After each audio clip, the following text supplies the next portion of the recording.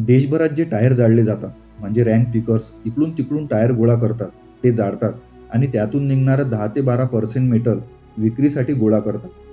खास करून रात्रीच्या अंधारात टायर जाळले जातात, जेणेकरून काळा धूर दिसणार नाही. हा एक एक्सपेरिमेंट आहे लोकांना सांगण्यासाठी की तुम्ही गाडीचा टायर जळताना बघत आहात. फक्त एकच टायर जळत आहे आणि इतका काळा धूर बाहेर पडत आहे.